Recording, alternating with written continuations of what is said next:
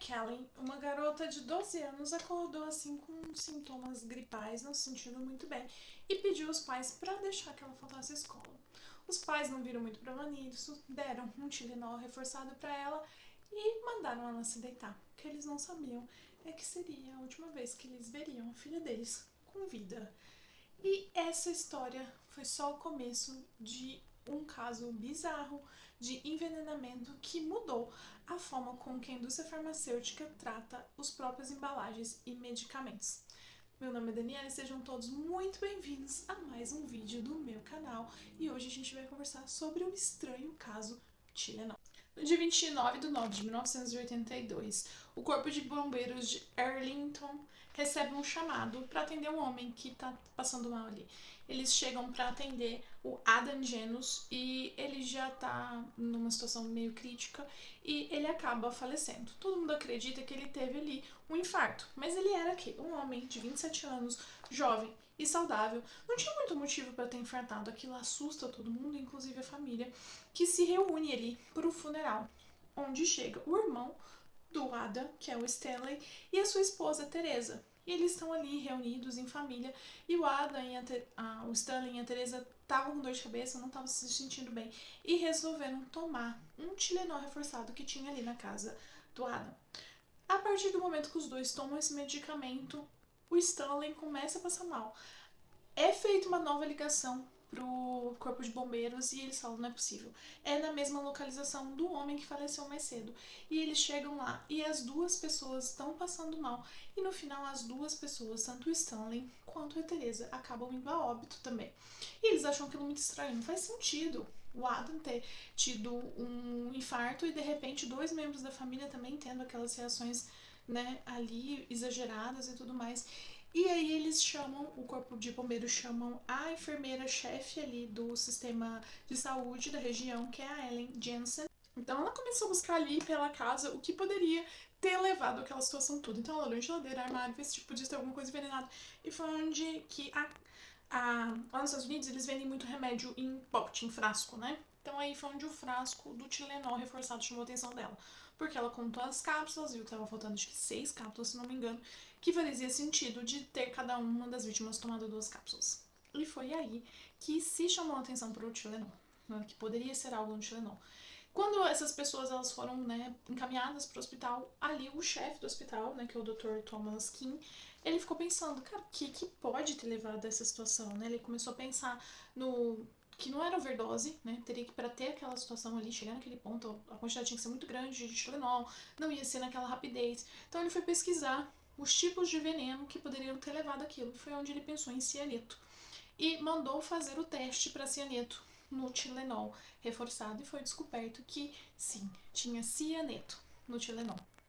E foi ali, então até o momento nós já tínhamos 4 vítimas identificadas, mas ainda seriam identificadas mais 3 vítimas, né? No total foram 7, que foi a Mary McFarland, a Paula Rins, que foi uma das últimas a ser identificada, né? Porque ela era uma aeromoça que morava sozinha, então ela já estava morta há um tempo quando ela foi encontrada.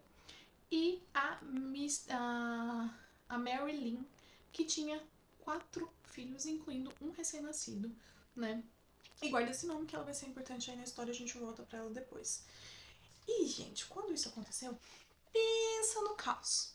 Porque Tylenol, ele representava 25% dos lucros da Johnson Johnson.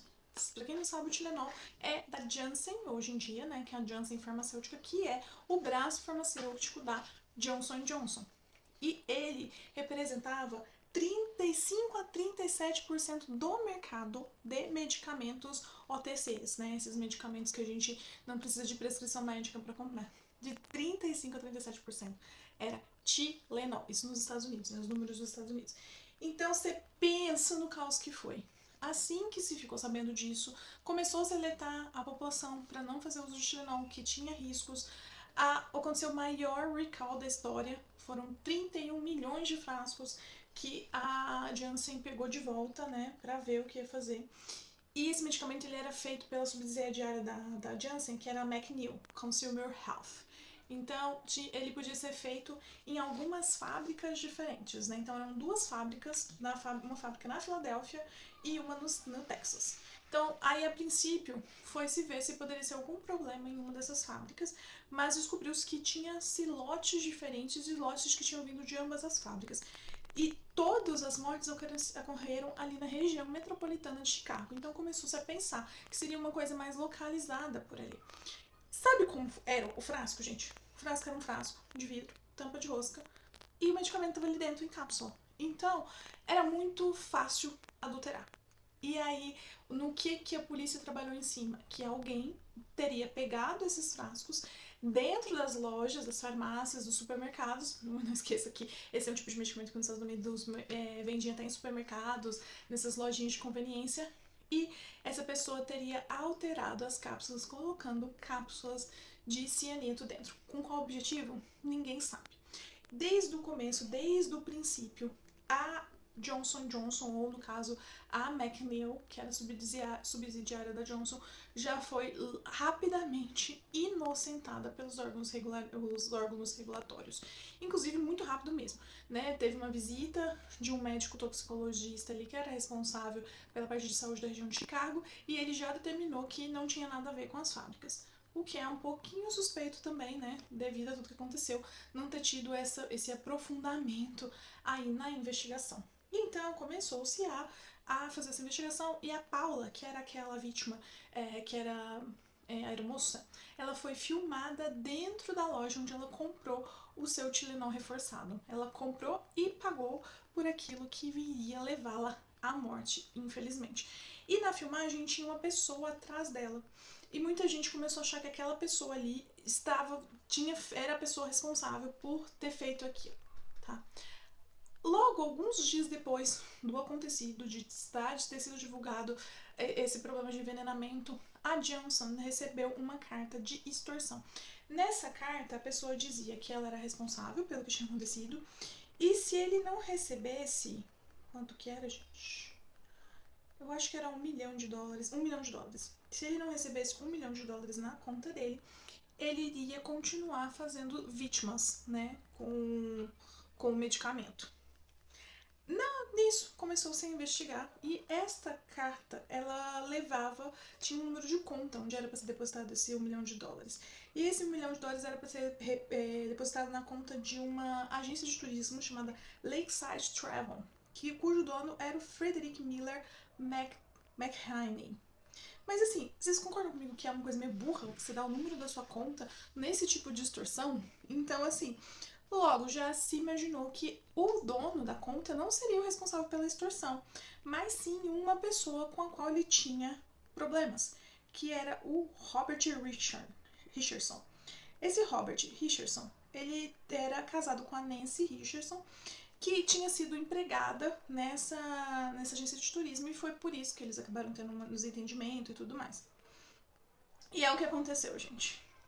Eles começaram a investigar esse Robert porque falaram, olha, esse cara ele era meio, como eu posso dizer, meio violento, parece com ele essa questão dessa carta aí.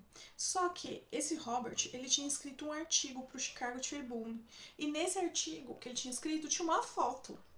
E ele foi identificado através dessa foto que o nome real dele, na verdade, era James Lewis.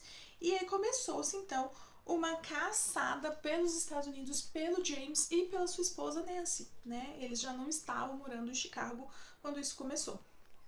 Então, cara, quando começaram a investigar a vida desse James, aí eles descobriram algumas coisas. Por exemplo, ele não teve uma vida assim, quando ele era criança, muito fácil, mas ele foi adotado, tá? Ali o começo da vida dele foi difícil, mas ele foi adotado.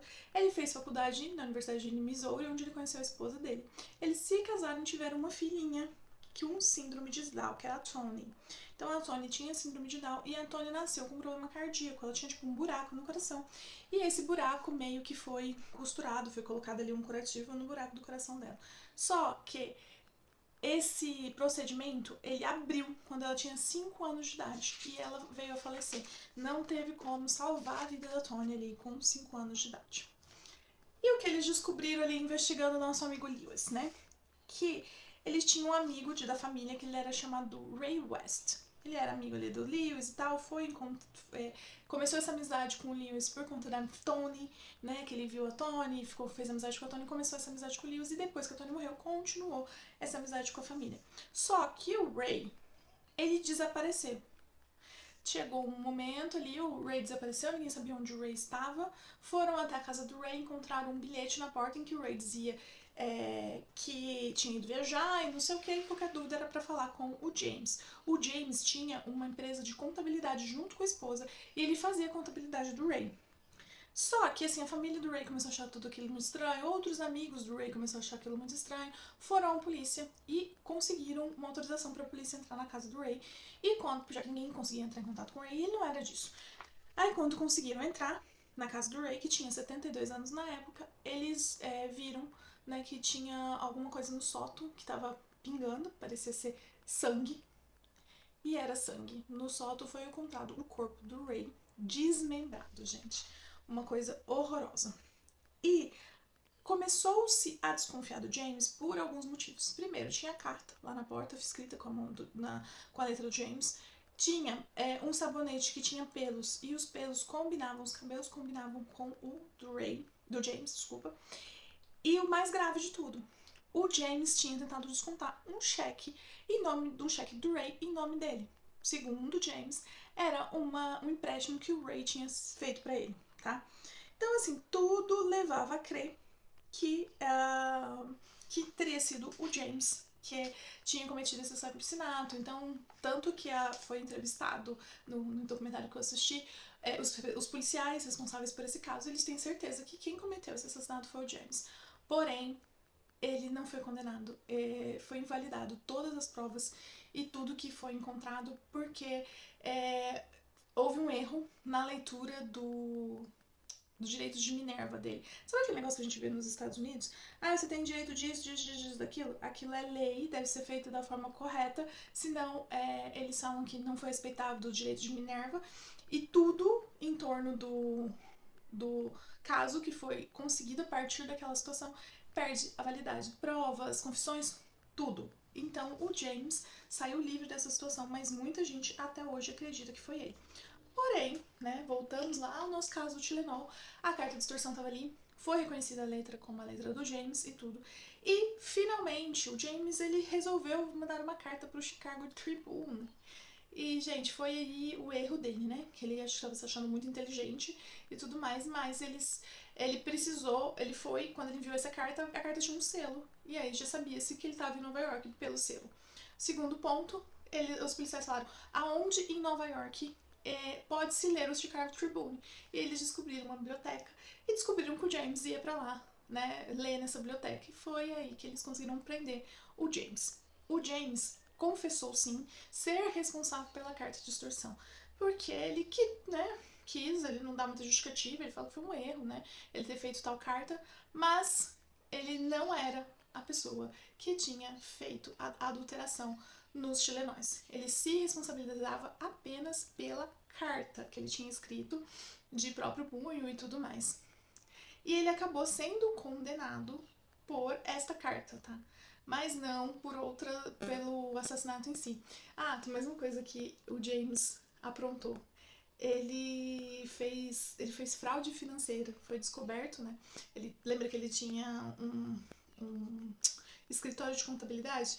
Ele fraudou vários clientes dele financeiramente e também foi condenado por isso aí. Então tem muita gente que acredita que ele é tipo o Al Capone, sabe?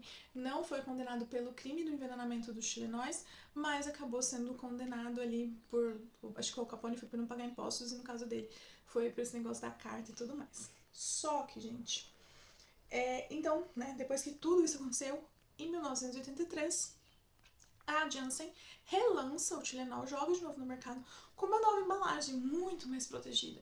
A nova embalagem tinha aquele halo que a gente tem até hoje, né, de alumínio para tampar, e tinha na tampa aquele selo, né, que hoje é hot stamp, sabe, aquele selo que tipo prende, pra não ter esse tipo de adulteração. E aí, gente, eu não faço ideia. O que mais me chama atenção nisso tudo é como que a marca Tylenol não morreu. Não tô nem falando da Johnson & Johnson ter conseguido sobreviver, que eu acho que, né, ela tinha outras marcas e ela poderia fazer isso, mas como que o Tylenol continua sendo uma marca forte até hoje, depois de tudo que aconteceu. Gente, eu vou colocar pra vocês um trechinho de um comercial, mais ou menos da época de tudo acontecido com o Tylenol, pra vocês terem uma noção. You'll probably think I'm old-fashioned, but I don't believe in taking a lot of medications. I'm very careful about the medicines I keep at home. That's why we use Tylenol. You know when I was first given Tylenol? In the hospital after my son was born. And it really worked. And Tylenol is the pain reliever hospitals use most. That means I can really trust Tylenol. For relief you can trust. Trust Tylenol. Hospitals do. Regular strength Tylenol. Só que aí, gente, depois do acontecido, né, todo mundo achava que tava tudo bem, que tava tudo garantido, que aquilo não ia acontecer novamente. Só que, plot twist, uma moça chamada Diane Elsen Rhodes, de 23 anos, em Nova York, depois, em 86, 4 anos depois das primeiras mortes, faleceu depois de tomar um Tylenol extra forte. Por quê? Depois de todas as alterações implementadas, tá? Então, assim, será que não foi uma contaminação que aconteceu posterior e sim era alguma coisa lá na fábrica que não foi investigada? É umas coisas assim, gente, que por Deus, viu? Que não dá pra saber. Nisso, né, gente, a gente tem alguns questionamentos que são feitos por uma das filhas da Mary, que faleceu lá, que tinha 4 filhas. Ela fez alguns questionamentos. Primeiro, a fábrica foi não responsabilizada muito rápido. Mas antes mesmo de ter uma inspeção grande, essa fábrica já foi deixada de responsabilizar. Até porque ela disse que não tinha como ela contaminar com cianeto, porque não tinha nada de cianeto ali nas proximidades de onde era feito o medicamento. Só que o que se soube mais tarde é que sim, existia cianeto no laboratório do controle de qualidade para que fosse utilizados em testes. E eles alegaram que não ficava próxima de onde era a fabricação, que ficava em armários trancados, com acesso restrito. Porém, descobriu-se que não era exatamente assim. Mas, da mesma forma, o FDA foi lá, fez uma inspeção e acabou liberando e falou, não é responsabilidade deles, ou não aconteceu aqui. Mas tem muita gente que questiona isso até hoje, até porque teve esse segundo caso, depois de todas as mudanças de segurança que foram implementadas nas embalagens, justamente para evitar que novas adulterações fossem cometidas. Então, assim, não se sabe mais nada com relação a isso.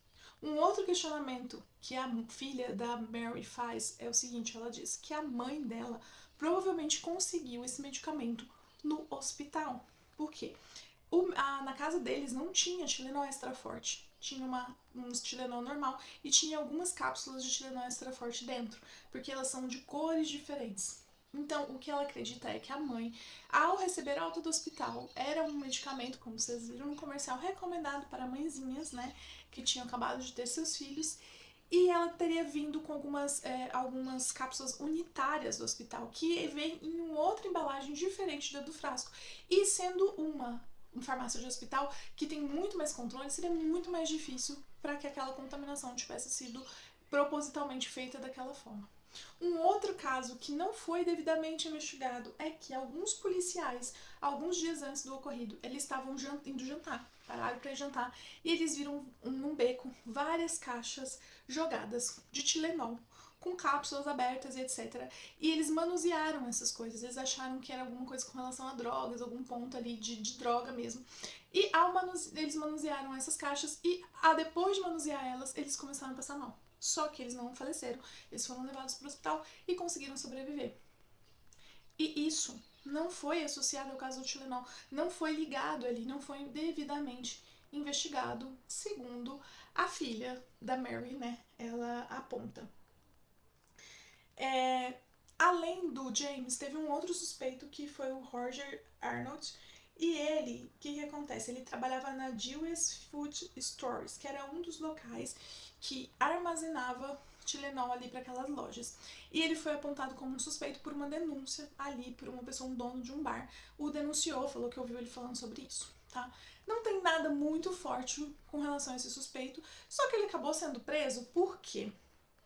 Ai, gente, olha, ele ficou muito bravo obviamente, pela pessoa ter denunciado ele e tal. E ele foi matar a pessoa, matar o denunciante dele, que era esse dono do bar. Só que ele matou uma outra pessoa que não tinha nada a ver. Ele matou uma pessoa chamada John Stanish, que não tinha nada a ver. E ele acabou indo pra cadeia, assim, mas devido a esse outro assassinato que ele cometeu, nada relacionado aos crimes do Tylenol, né? Com tudo isso que aconteceu, né, gente, a investigação nunca chegou exatamente a um culpado.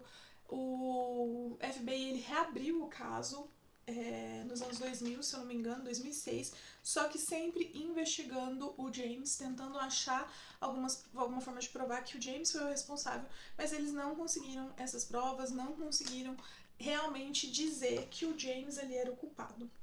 E mesmo, inclusive tinha um colega dele de célula, que era o John Boots, que ele falou isso abertamente pro John, que ele tinha cometido esses assassinatos.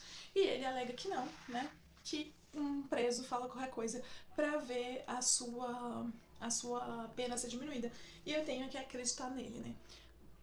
Pra mim, esse caso, gente, pra mim, como farmacêutica, eu acho esse caso, assim, extremamente bizarro. Até hoje ficar sem essa certeza de quem cometeu isso. É um caso que realmente mudou, ele fez surgir a lei Tylenol, né, que fala, uma lei americana, né, do FDA, que fala sobre, endurece bastante a questão do crime de adulteração de medicamentos, se tornando um crime federal e etc. Também mudou os marcos aí da indústria farmacêutica em questão de segurança de medicamentos para não sofrer adulteração. Só que para mim o mais incrível é a marca Tylenol não ter perdido a sua força e ser um medicamento muito importante, um dos mais vendidos nos Estados Unidos e em todo o mundo até hoje. Que vocês conheciam essa história? O que vocês acharam disso tudo? Conta pra mim aí nos comentários se vocês já sabiam e se vocês, assim como eu, ficam embasbacados em pensar. Esse pra mim é o maior case de limpeza de marca que tem.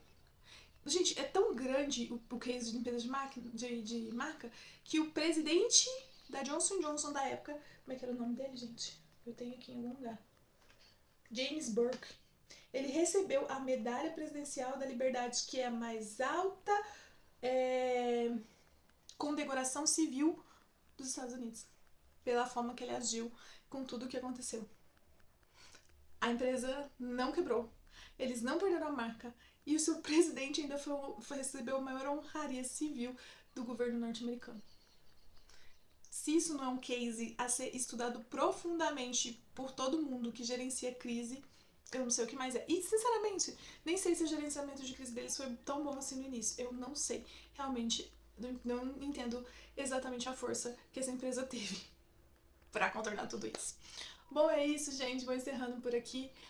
Não esqueça de deixar aí pra mim o que vocês acharam desse caso bizarro, se vocês já conheciam. E até a próxima. Tchau, tchau.